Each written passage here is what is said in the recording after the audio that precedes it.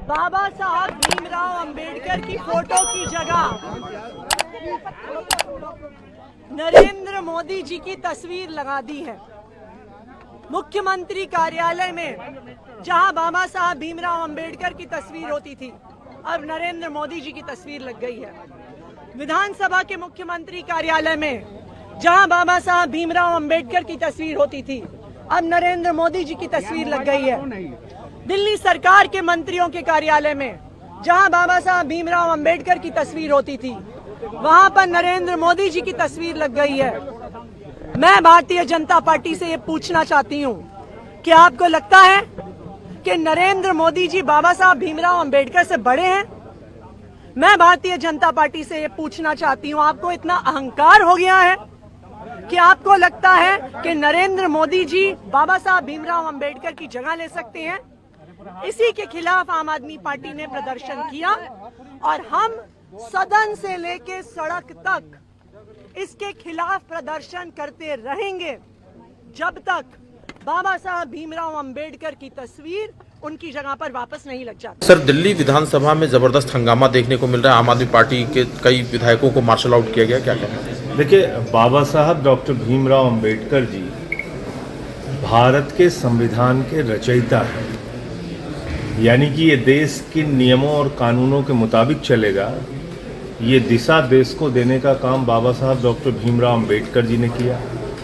हिंदुस्तान के नौजवान आज भी शहीद आजम भगत सिंह जी से प्रेरणा लेते हैं। उन्होंने अपना बलिदान दिया हिंदुस्तान की आज़ादी के लिए। और भारतीय जनता पार्टी की मानसिकता जो हमेशा से राष्ट्र विरोधी रही है, उन्होंने बाबा साहब डॉक्टर भीमराव अंबेडकर जी की फ़ोटो हटा दी, उन्होंने शहीद आजम भगत सिंह जी की फ़ोटो हटा दी।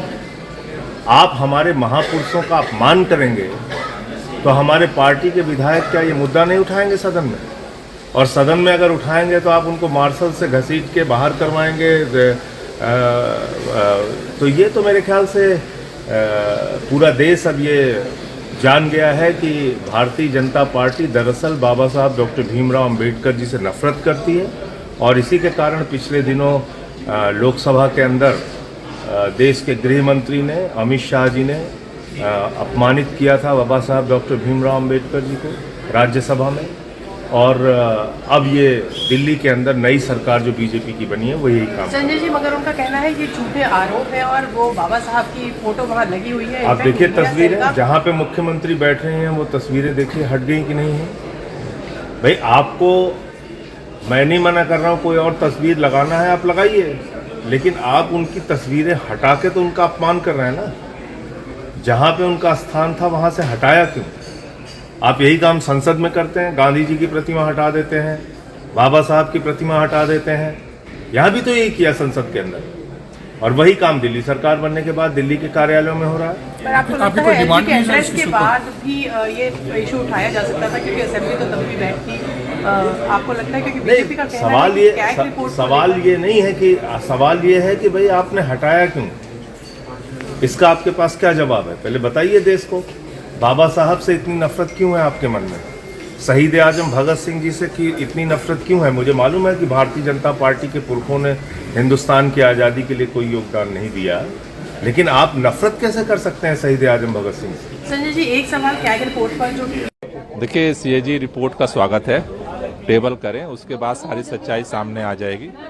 हम भी चाहते हैं कि रिपोर्ट सामने आए और सच्चाई सबके सामने आए, लेकिन जिस तरह से उन्होंने कल सदन की शुरुआत की और जिस तरह से हमारे दो राष्ट्र नायकों बाबा साहब डॉक्टर भीमराव का फोटो हटाया गया, भगत सिंह जी का फोटो हटाया गया, उससे साफ दर्शा रहा है कि भारतीय जनता पार्टी की मंशा क्या है। आप लोग की क्या रणनीति रहेगी सीएजी रिपोर्ट सामने आने के बाद? अभी टेबल होने दीजिए, फिर अपनी बात रखेंगे। मतलब तानाशाही की हद देखने को मिल रही है इस सरकार में।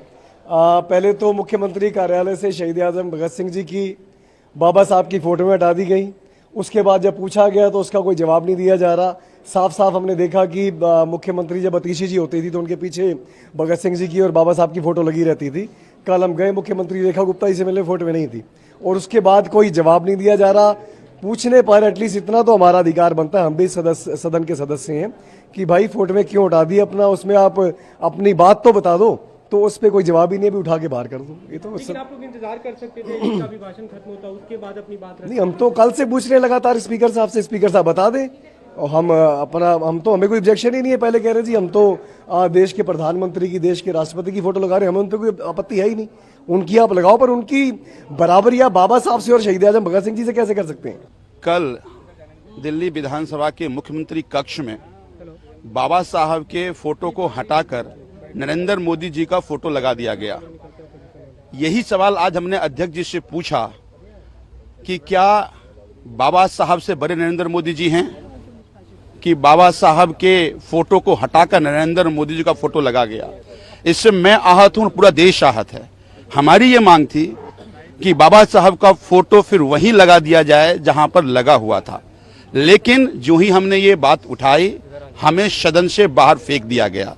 एक बात समझिए कि हम मानते हैं कि इनको संविधान से, बाबा साहब से नफरत है, लेकिन ये देश कतई बर्दाश्त नहीं करेगा कि बाबा साहब के फोटो को हटा करके नरेंद्र मोदी जी को फोटो लगा देना।